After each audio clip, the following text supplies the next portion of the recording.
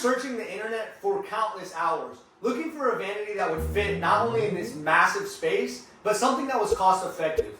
We didn't find anything that was in our price range, so we've decided to build our own. First thing I'm doing is I'm grabbing all the measurements for the vanity that I'm building. I'm gonna make sure that everything lines up with the existing plumbing that's already in place. That way I have no surprises later on.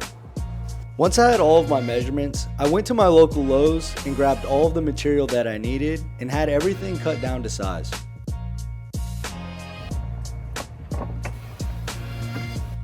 So huge thanks to Lowe's for going ahead and cutting all this wood for me. They didn't cut everything down to the exact size that I needed. They just did the larger rips that I couldn't do inside of this shop. So if you're ever trying to do a project like this where you need super large pieces of wood cut, make sure you go to Lowe's and check it out. They do everything for free. You just need to purchase that material inside of the store. By the way, that Celsius, that wild berry, ooh. Sponsor me. I'm asking for sponsors, but I've got like 12 people that watch these videos, so subscribe.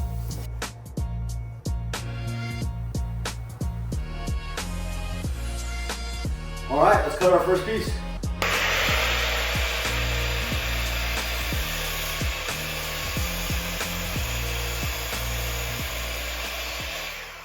So before I build the other cabinets, I'm gonna just build this one first and get a kind of a taste and a feel of what it's gonna be like designing it. That way I can just make my mistakes now and I don't already cut everything else and then it ends up in complete disaster. One of the main tools I'm using throughout this video is going to be the Craig pocket hole drill. Right now, I'm setting the drill bit to the depth of the material that I'm working with. Now this tool is not mandatory, but it definitely helps when building cabinets, and trust me, it leaves a lot more professional finish. On the back of the pocket hole jig, there's actually a tape measure to help you outline where you need to place your drill holes. If you're interested in a tool like this, I'll be leaving a few options in the description below with various price ranges.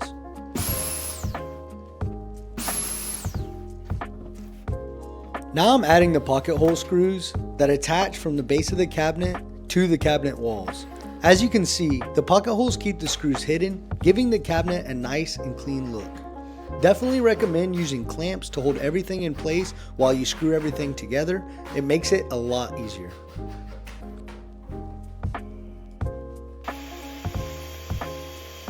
It's now time to cut and add the support beams. I'm going to go ahead and throw in some pocket holes on both sides of the support beams and then lock them into place using pocket hole screws.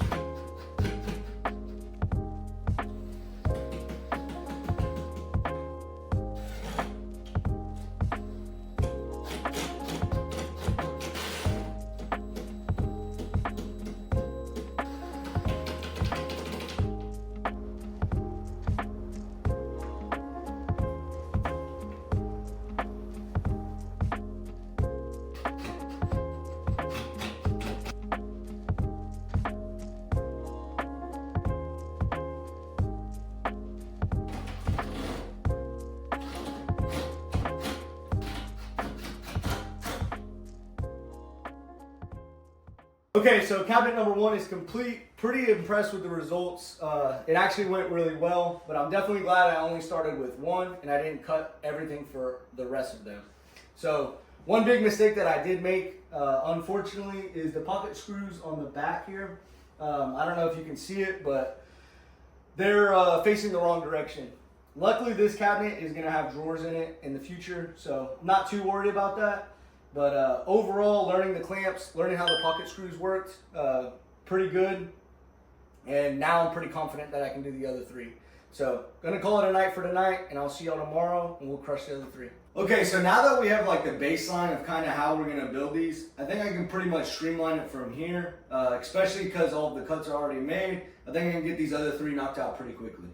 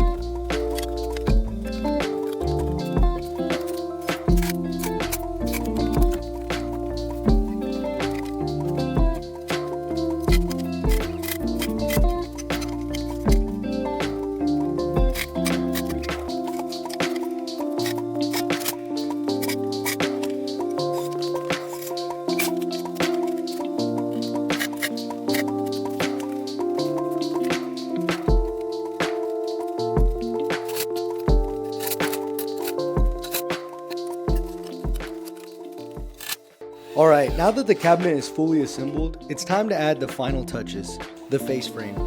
To do this, I cut 2-inch plywood down to size, and then yep, you guessed it, I ended up adding some more pocket holes as well.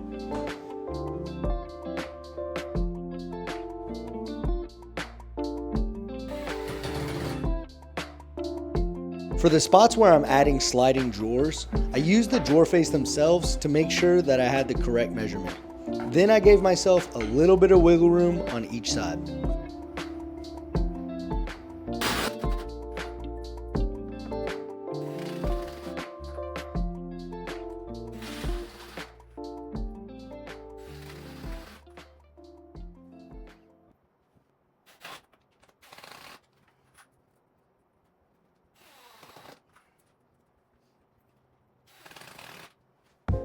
To attach the face frames, I laid down a good amount of wood glue along all of the edges.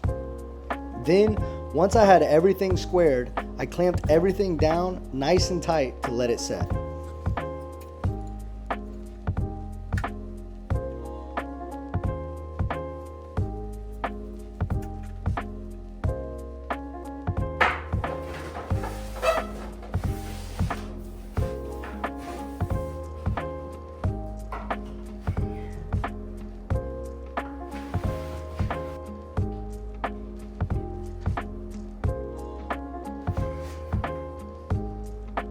For some extra support, I went ahead and added pocket hole screws to all the surrounding edges.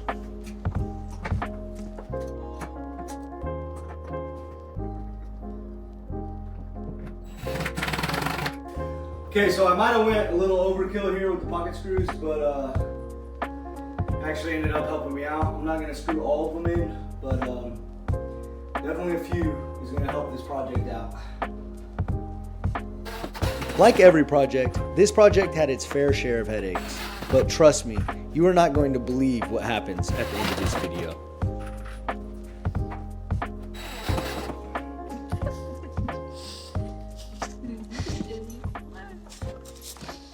Oh no.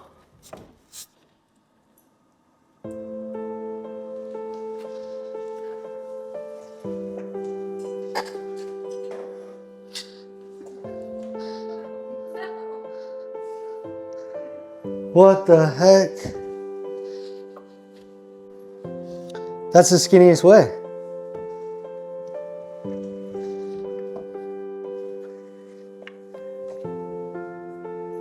Oh no.